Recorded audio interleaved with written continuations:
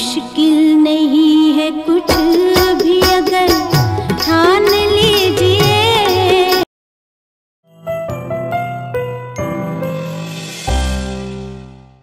नमस्कार मित्रांनो, thinking mind RJ या यूट्यूब चॅनलवर तुम्हा सर्वांचं पुन्हा एकदा स्वागत आहे। सीधी बात नो बकवास। किती वाजले ते? 6:30 पावणे 6 झाले। थोडासा अंधार पडलाय, हिवाळ्याचे दिवस आहेत, दिवस छोटा आहे। मी जळगावमध्ये आहे आणि मी कुठल्या प्लॉटला आहे, यांची लागवड किती महिन्याची आहे, किती एकर मध्ये लागवड आहे, किती अंतरावर लावलेलं आहे है ना, आणि आता पुढचं नियोजन काय हवंय तुम्हाला, मला कशासाठी बोलवले। संध्याकाळ झाली, मला संभाजीनगर झाले, किती वाजणार आहेत? 12 वाजतील। आता 12 किंवा 1 वाजेल, जसं गाडी उपलब्ध असेल तसं।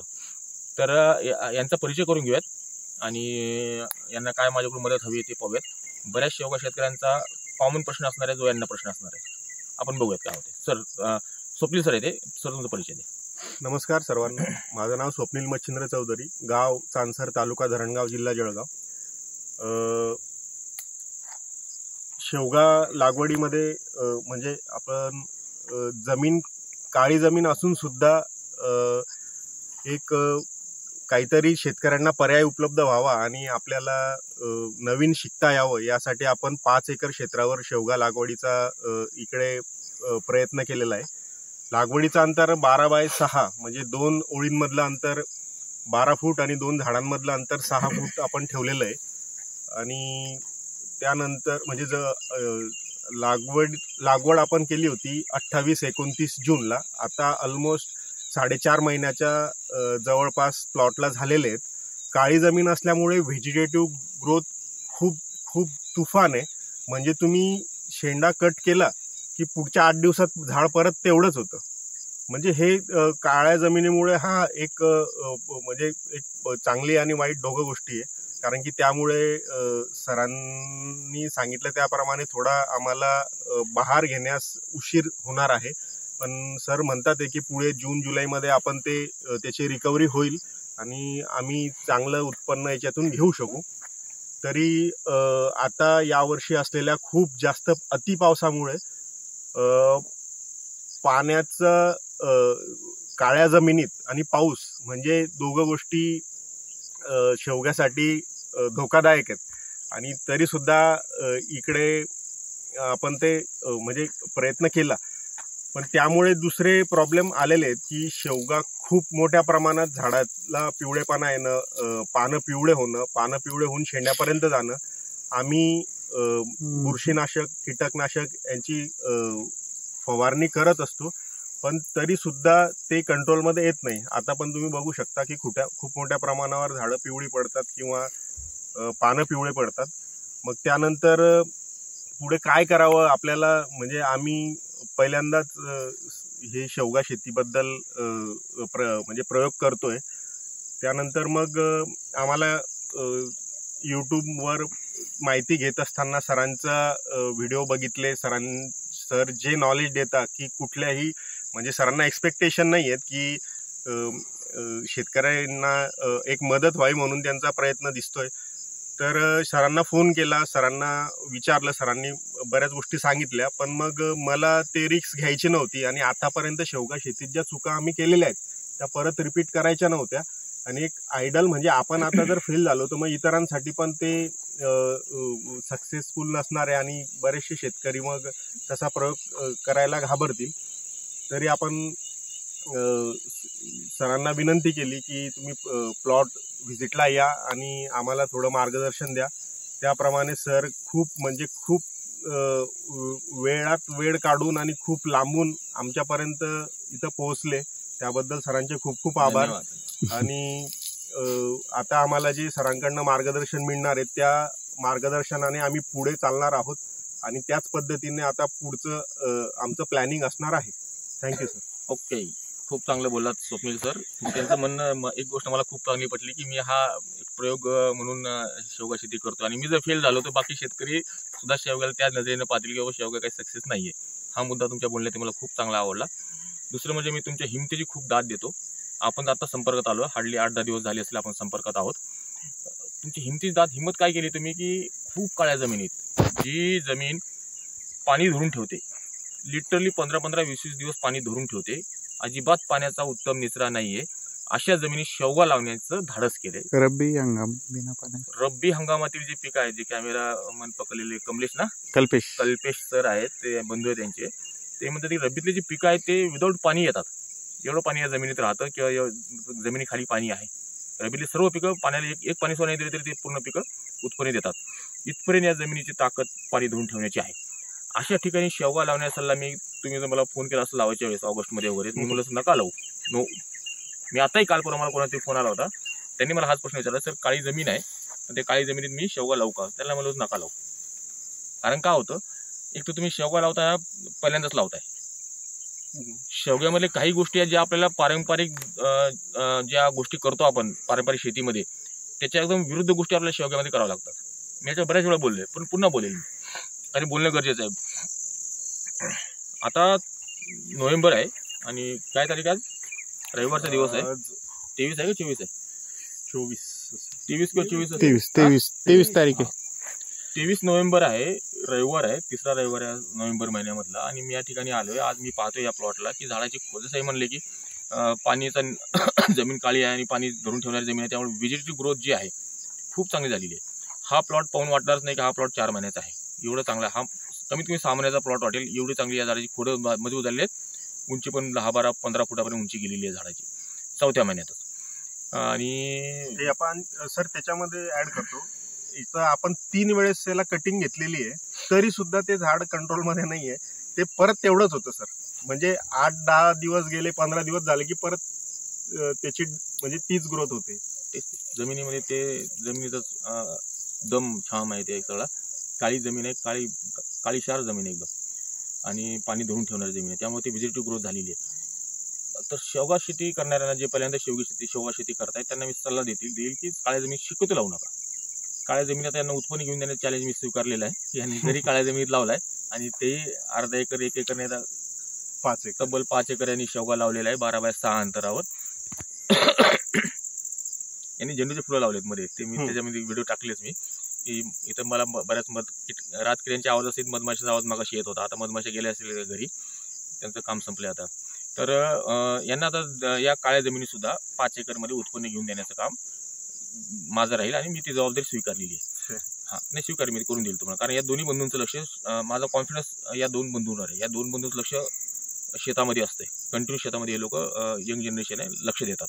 त्याच्यामुळे मी सांगतो, मी जे गोष्टी सांगेल आता त्या गोष्टी तंतोतंत पाळायच्या. नक्कीच नक्कीच, त्यात हायगाई करू नका. या जवळ आहे, लांब नका जाऊ. तर त्या तंतोतंत पाळायच्यात आणि उत्पन्न तुम्हाला चांगलं निघेल. फक्त रेट थोडासा तुमचा आता कमी होईल, कारण तुमच्या झाडाला आता मला कुठेतरी कळी दिसायला लागली आहे. नोव्हेंबर 23 तारखेला माल यायला अजून वेळ लागेल, आणि तो माल येईल जेव्हा आपला मार्केट रेट डाऊन झालेला असेल. बरोबर, नाराज व्हायचं नाही. शेंगा पाहून, फांदी तुटेपर्यंत शेंगा पाहून आनंद घ्यायचा की बाबा मी माल काढू शकलो काळ्या जमिनीत सुद्धा. हा आनंद तुम्हाला मिळेल, हा कॉन्फिडन्स तुम्हाला मिळेल.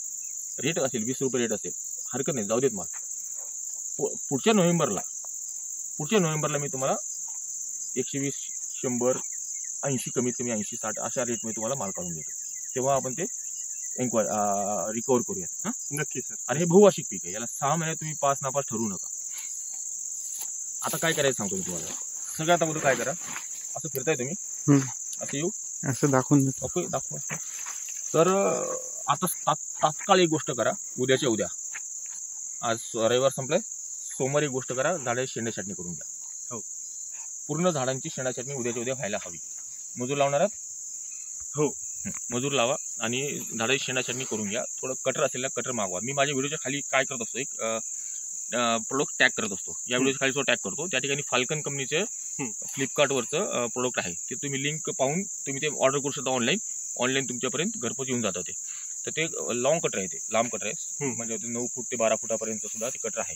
ओके, तर ते कटर तुम्ही मागून घ्या किंवा इथं तुमच्या लोकलला दुकानात भेटत असेल तिथून मागून घ्या. त्या कटरी शेंडे कट करून घ्या. उद्याच्या उद्या पहिलं काम करायचं, शेंडा कट करायचं. जमलंच, लागलीच उद्या तुम्ही थोडं जवळ, आवाज येणार नाही तेवढा, नाही का? हां, तेवढं लांब गेलं ना आवाज येणार नाही, क्लिअरिटी आवाज येणार नाही. तर उद्या पहिलं काम शेंडा छाटणी करणे. ओके, दुसरं काम काय करायचंय, 05234 7 किलो पर एकर. आणि 05234 खत सोडण्यापुरतंच पाणी द्यायचं आहे. नक्की. त्याच्यापेक्षा जास्त पाणी द्यायचं नाही, नाही. कारण पाणी ऑलरेडी जमिनीत आहे आपल्या, खूप जास्त आहे. खूप जास्त आहे. त्यामुळे खत देण्यापुरतंच पाणी द्यायचं आहे. पहिलं शेणाछाटणी करणे, दुसरं 05234 देणे आणि उद्या 05234 दिले सोमवारी. मंगळवारी बुधवारी काय करायचं, बुधवारी बूम फ्लॉवरचा स्प्रे घ्यायचा. बूम फ्लॉवर नायट्रोबेन्झिन घटक आहे, बहुतेक बॅन झालेला आहे, पण ऑनलाईन मिळतं किंवा काही दुकानामध्ये दुकानदार ठेवतात, देतात, मिळतं, बऱ्याच ठिकाणी मिळतं. ते नसेल मिळतं ऑनलाईन मागवा. बूम फ्लॉवर 2 मिली प्रति लिटर. बऱ्याच जणांचं कन्फ्युजन होतं की बूम फ्लॉवर मारायचं का प्लॅनोफिक्स मारायचं. मी माझं पण तेच कन्फ्युजन होतं की का कन्फ्युजन होतं मला कळत नाही. फक्त काय असते माहिती आहे का, बुरशीनाशक कशासाठी मारतो आपण, कशासाठी मारतो, प्रिव्हेंटिव्ह. आणि नाही, बुरशीनाशकाचं काम काय, नावातच लिहिले बुरशीनाशक. हो. बुरशी आली की बुरशी खतम करणे. ओके. कीटकनाशकाचं काय काम आहे, कीटक खतम करणे, आळी खतम करणे, बरोबर ना. ओके. बूम फ्लॉवरचं काय काम आहे, फुलं काढणे. जेव्हा आपल्याला जास्त प्रमाणात फुलं काढायची असतील तेव्हा बूम फ्लॉवर मारायचं. प्लॅनोफिक्सचं काम काय, जे फुलं आहेत झाडाला त्या फुलाची गळती कमी करणे. बरोबर. त्यामुळे या दोघांचं कन्फ्युज व्हायचं काहीच काम नाही. एकाचं काम आहे फुलं काढणे, दुसऱ्याचं काम आहे फुलगळती कमी करणे. त्यामुळे आता या फुलं आहेत का आपल्या प्लॉटला, नाही, कमी आहेत. प्लॅनोफिक्स मारणार आहे का आपण, नाही. आपण काय करणार, आपण फुलं काढणार, त्यासाठी बूम फ्लॉवर मारायचं. नायट्रोबेन्झिन घटक आहे, त्याचे बूम फ्लॉवरची स्प्रे करायचा 2 मिली प्रति लिटर. कधी करायचं, 05234 दिलेला दुसऱ्या दिवशी. त्याच्यानंतर काय करा, एक 8 दिवस थांबा. उद्या आपण 05234 दिले, 8 दिवस थांबा. 8 दिवसांनी काय करा, कोंबडी खत घ्या आणि सल्फर घ्या. ओके. त्या कोंबडी खत आणि सल्फरनी झाडाच्या लॅटरल नाही तुमच्याकडे, एका साईडलाच आहे, ते ड्रिपर जे आहे, पाणी तिथं आउटलेट होते, पाणी तिथं पडतंय, त्याच्या खाली जरा खड्डे अशी चर करा, थोडी खड्डे करून घ्या. त्यात 1 ग्लास अंदाजे 250 ग्रॅम कोंबडी खत आणि सल्फर मिक्स करून त्यात टाकून द्या. माती ढकला आणि त्या ड्रिपरला चालू करून द्या. ओके. ते जे आपण दिलेलं आहे, हार्डली 15 अर्धा तास जास्त पाणी सोडा. ते जे खत दिले आपण, कोंबडी खत आणि सल्फर, ते भिजू द्या. ते भिजलं म्हणजे विघटन होईल आणि मातीमध्ये ते मातीमधून ते मुळं, झाडाची मुळे ते ऍब्सॉर्ब करतील. 05234 कोंबडी खत, सल्फर, हे तिन्ही गोष्टी आपण देतोय झाडाला हीट तयार करण्यासाठी. झाडाच्या मुळापासून हीट तयार व्हायला पाहिजे. कोंबडी खतामुळे हीट तयार होते, सल्फरमुळे होते आणि 05234 मध्ये 52% जे फॉस्फरस आहे ते सुद्धा हीट जनरेट करतं. त्यामुळे आपण 05234 कोंबडी खत आणि हे सांगतो. ह्या गोष्टी करा. वाटल्यास तुम्हाला असं वाटत असेल की 05234 दिल्यानंतर 2 दिवसांनी आपण बूम फ्लॉवर स्प्रे करतोय, वाटलं परत 2 दिवसांनी तुम्ही कोंबडी खत द्या. 8 दिवस वाट नका बघू वाटल्यास, आणि थंडी चालू झाली आता. 2 दिवसांनी परत कोंबडी खत आणि सल्फर हे करा, मुळापाशी द्या. फक्त एवढ्याच गोष्टी करायची तुम्हाला सध्या या आठवड्याभरात, 8 दिवसामध्ये. या 8 दिवसानंतर काय करायचं, हीच गोष्ट रिपीट करायची. फक्त जी शेणासाठी रिपीट नाही करायची. बरं. कारण तेव्हा शेणाच्या ठिकाणी मकर असतील, मकर म्हणजे बारीक बारीक बारीक बारीक म्हणे काळे आलेले असतील, त्यामुळे शेणासाठी नाही करायची. 05234 रिपीट करायचे. 7 किलोच्या ऐवजी 8-9 किलो घ्या. तुमची जमीन भारी आहे आणि तुमची फळं मजबूत झालेली आहेत, 1-2 किलो वाढवा अजून 05234. परत एकदा कोंबडी खत आणि सल्फर रिपीट करा. आणि बूम फ्लॉवर रिपीट करा. फक्त एवढंच करा, याच्या व्यतिरिक्त काहीच करू नका. आणि अजिबात झाडाला पाणी देऊ नका, पाण्याचा ताण ठेवा. सर, ताण आपण म्हणतो की शेवग्याला ताणाची गरज आहे, याला एवढा ताण आम्ही म्हणजे फक्त आपण ज्यावेळेस लागवड केली त्यावेळेस थोडा मध्ये पाऊस बंद होता, तर ते जे रोप आहे ते वाळायला नको म्हणून आपण एकदा पाणी चालू केलं. 4 महिने झाले त्याला, त्या नळ्यांमध्ये पाणीच नव्हतं, पाणी दिलेलंच नाही आपण आजपर्यंत, पाणी दिलेलं नाही. पाऊस होता ना. हो, पाऊस होता त्यामुळे. आणि तुम्हाला तर मी पुढे जाऊन महिन्याभर ताण द्यायला सांगणार आहे. हो, मानसिक तयारी ठेवा. नाही, तयारी सर, आमची तयारी आहेच, कारण की ही जमीन कशी आम्हाला माहिती आहे. तुम्ही महिना सांगाल तर 1.5 महिना पण काहीच नाही होणार. Very good, very good. बरेच शेतकरी ऐकत नाहीत माझं, तेव्हा महिना येऊ लागलं काय, ते गुप्ती पाणी देतात. नाही, नका देऊ. मी म्हणतो काय, पाणी पिवळी पडली ना, पाणी पिवळी पडले टेन्शन घेऊ नका, अजिबात घेऊ नका. पूर्ण झाडाची पाणी पिवळी पडू द्या. मी तुम्हाला फुलं काढून देतो, शेंगा काढून देतो. पानं हिरवी असल्याने तुमच्या मनाचं समाधान होईल, तुमच्या खिशात पैसे येणार नाहीत. येणार आहे का? मी तुमचा पूर्ण प्लॉट हिरवा करून देतो, समाधान तुम्हाला, ती झोप शांत लागेल. पैसा येणार आहे का? बरोबर. पानं पिवळी असू देत. मी काय म्हणलो, मी पुन्हा रिपीट करतो, पूर्ण झाडाची पानं पिवळी झाली तरी चालतील, तुमच्या झाडाला फुलं असतील आणि शेंगा पण असतील. ओके. या झाडाचं वैशिष्ट्य असं आहे की याच्या फांद्या, ढाळ्या, भारी बारीक आहेत ना, त्या असं हिरव्यागार असतात, हिरव्या असतात रंगाने. पाहिले तुम्ही? हो. कुठल्या झाडाचं बघा तुम्ही. ज्या झाडाला एक पान जरी नसलं तरी त्या फांद्या सुद्धा फोटोसिंथेसिस करतात. प्रकाश संश्लेषण प्रक्रिया यांच्या फांद्या, ढाळ्यामधून सुद्धा होते. त्यामुळे तिथं क्लोरोफिल घटक आहे, त्यामुळे त्या हिरव्या आहेत. त्यामुळे पाण्याकडे लक्ष देऊ नका. तुम्ही आल्याला मला दाखवलं पानं, मला ठीक आहे, हरकत नाही. पानं पिवळी का पडतात याचे कारण आणि त्याचे उपाय याच्यावर मी वेगळा व्हिडिओ बनवतो लवकरच. मला सध्या या ठिकाणी महत्त्वाचा विषय आहे माझा की यांना लवकरात लवकर फुलं देणे, फुलापासून शेंगा सेटिंग करून देणे. सेटिंग यांच्याकडे होणार आहे कारण झेंडू दाखव झेंडू जराशी सुंदर झेंडू फुलं आहेत. ऑरेंज मध्ये इकडे नाही सर्व हे दिसतंय सर्वच मस्त झेंडू फुलं आहेत. त्यामुळं मधमाशांचं या ठिकाणी थोडा ट्रक भरून मधमाशा येणार आहेत. सर कलर थोडा हे होतो. असू देत रात्र झाली आहे त्यामुळे काय करणार आता. जसं दिसतं तसं दाखवूयात. बऱ्याच दिवसांनी मी रात्री प्लॉटवर आलोय. असू दे बस झालं. आम्ही काढणार नाही राहू दे झेंडू राहू दे. आता फुलं येतील आपल्याला, आपले फुलं येतील ना फुलाचं पराग बघून आपल्याला करून घ्यायचं. मधमाशांसाठी इन्व्हिटेशन लेटर ठेवले आपण इथे. मधमाशा येतील आणि तुमचं पॉलिनेशन चांगलं होणार आहे. पण त्यासाठी आपल्याला फुलंच नाही येत सर. आज झेंडूची फुलं आहेत पण शेवगाची फुलं नाही आणि ती शेवगाची फुलं मला द्यायची तुम्हाला लवकर काढून द्यायची. त्यासाठी जे काम करतो तुम्हाला 3-4 गोष्टी सांगितल्यात मी, आता रिपीट करत नाही. तुम्हाला लिहून देतो, तुम्हाला डायरीवर लिहून देतो. त्या गोष्टी काटेकोरपणे करा आणि 8 माझ्या टेस्टमध्ये राहा. नक्की सर नक्की. शेंडा छाटणी झाली आणि 05234 झाली. मला फोन करा.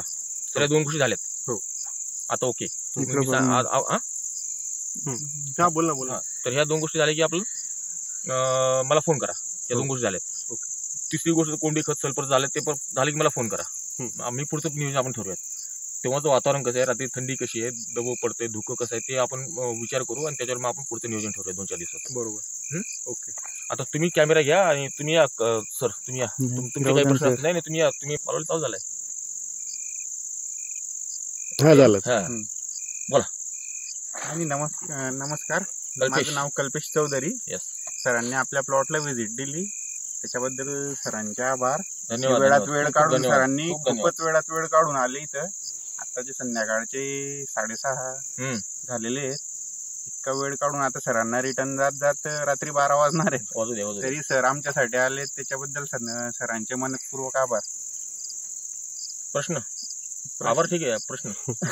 प्रश्न असा होता सर, झाडाचं म्हणजे शेंगा वगैरे फुलं वगैरे जे आहेत ते ड्रॉप होत आहे खूप. फुलं नाही कल्पेश सर तुमच्याकडे फुलं काहीच नाही. सॉरी टू से. तुम्ही ज्याला फुलं म्हणता ते फुलं नाहीतच. किरकोळ दुःखा फुलं आहेत. हे फुलं पाण्यात काय अर्थ आहे.